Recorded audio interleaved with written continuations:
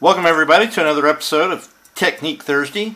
Actually a little bit tardy in getting this out. It's been another hectic week at work, but if you're paying attention to details, you'll notice that this was posted pretty late on Friday, or early Friday morning. But nonetheless, I want to talk a little bit about Windows and doing cracks. A lot of people are doing the rust effect and the barn find, so to speak, cars. And one of the cool features that you can do with these vehicles is to add some character to the windows. Wanted to touch base, since I'm going to be talking about windows and windscreens. I want to talk about a technique, a follow-up on Seth's car here, the custom that I'm working on. And how I was able to get the windscreen up. So I'll show you a little bit of that, but there's going to be one more Technique Thursday, so Seth, if you're watching, pay attention. It'll be coming soon. I hope to get it out this week. Again, this is a collaboration build, and again, I've been paying attention to a lot of my subscribers' videos, see what kind of cars they like, mostly the customizers. Pooch is next on the list, but I've got a couple others out there. I'd like to see some of your customs. So I have a particular fan, seems to be watching a lot of my videos. So you're on the list too, buddy. I'm not going to mention any names, but I'd like to see some of your customs as well. So today, Technique Thursday, a while back, there was a subscriber that talked about doing the Spiderweb effect, where something hits the front windscreen of the vehicles, and the Spiderweb effect technically only works on the front windshield with the safety glass. On the side, the glass is actually on a real car. The glass is designed to shatter. That's why when you hit it, it's just 1,000 different pieces, no real shards or sharp pieces of glass. And then the back window, it too is designed to break out. So I'm going to be going over that, and I'm going to be using this sample car. Again, these are cars that you can get for like 50 cents a piece at Toys R Us. It's the Fastlane brand of cars. Unique design, thin metal, easy for pliability and things like that.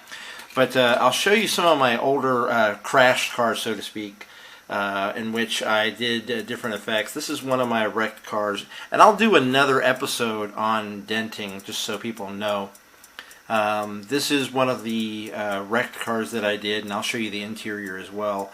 But you'll notice the windscreen here, either a head hit it on the impact, or I don't know, but that's just a classic effect.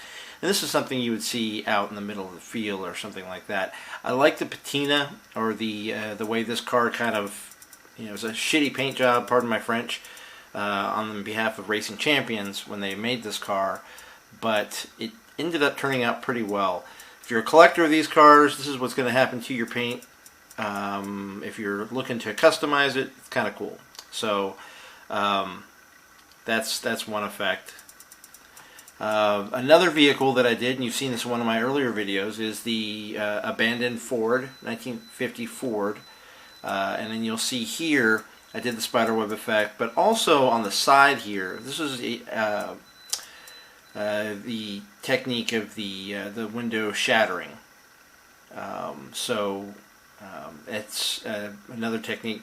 Depending on the brand, you've got Racing Champions, you've got these Fastlane cars. They all use different types of plastics, and I've got a couple different examples I'm going to use when I give the technique.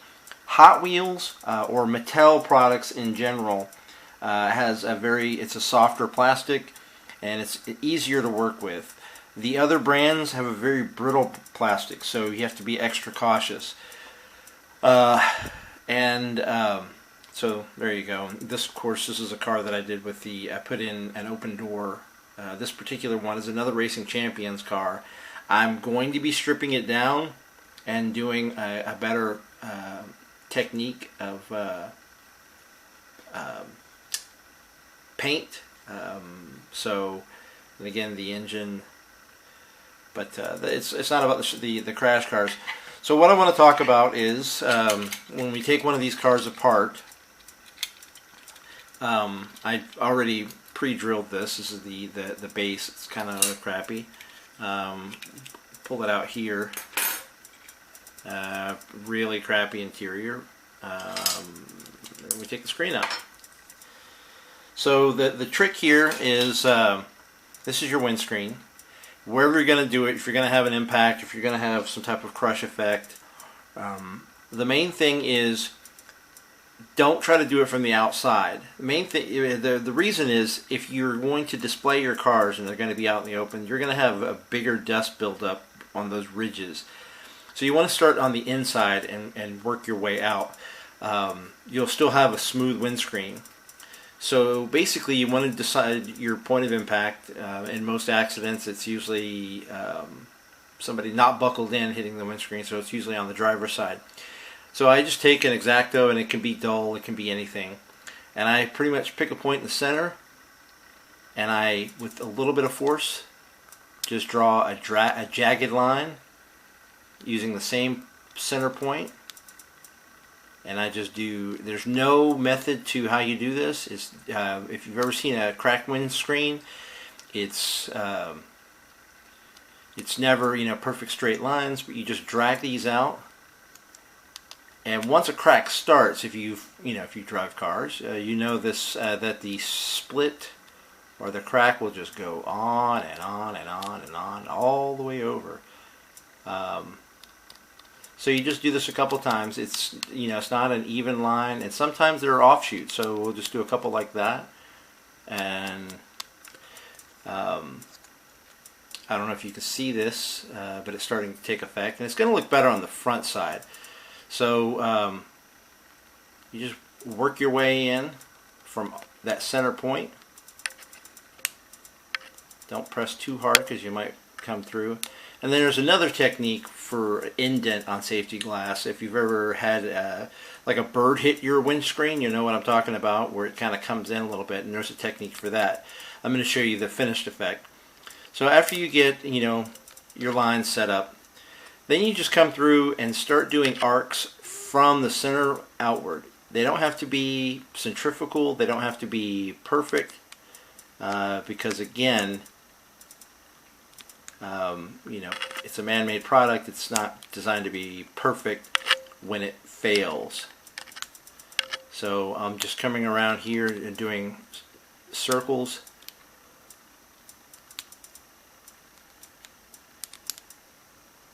And that should be enough to get the effect. When you flip it over on the other side, it becomes it becomes more crisp. So that's that effect, and if you want to take a look at it inside the vehicle, this is what it would look like. But it's super smooth on the outside, and if you wanted to see it with the actual interior in the car, again, this is not the ideal casting for this, but if you're going to practice your technique of crashing the cars, this is a good brand to use. Very thin metal, easy to kind of do the separation, especially if you're going to do the coping saw and separate panels and stuff. But basically that's the technique, and I hope you can see that. It's kind of a neat thing. Another technique, another approach is to just get a candle, and if you can get a hold of some tools like this, they're metal and they have different edges, they come in different packs and stuff, but you can actually hold the tip over an open flame, and you can see that I've done that. You don't have to worry about getting it so hot because you only need it hot enough, like a few seconds over a candle is fine. Once you have your center point, in this example you would do it on the outside and just push in with a little bit more force, pushing it. And sometimes you'll probably have to do a cut here to kind of give it some pliability, but not all the way through. But the same thing, you go on the outside and or from the inside, and you do your spiderweb effect, and that's really can't tell, but that's more dented in.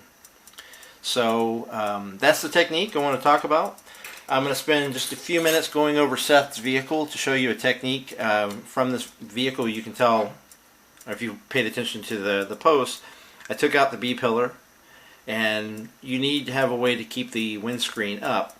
Now I'm still working on the interior, and I'm not able to bring the base down because it's a custom interior. And I'm designing this car so that Seth can take the components out and paint them individually. So, and Seth, this is what you're getting, brother. This is one section. The motorcycle comes off, the seats. It's really just designed for you to paint it and make it unique.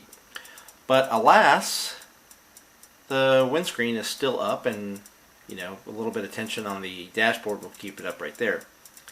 The way I did this is I just built a very simple, using styrene, a couple tubes, piecing them together so you can't really tell when you're looking at the vehicle.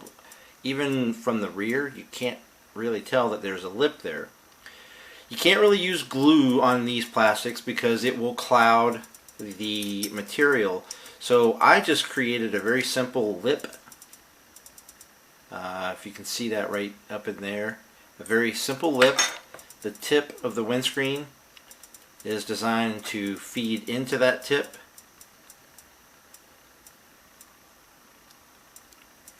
And pop into place.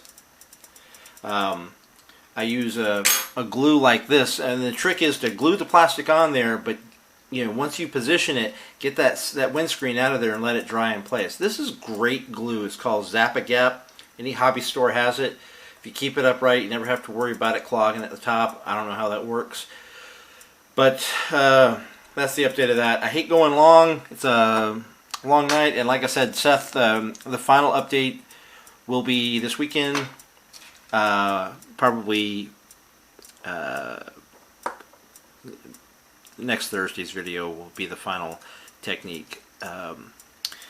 I'll probably talk about spacers and some things like that. So anyways, I hope you guys enjoy. This is another quality Pooch Man production, and I'll talk to you later.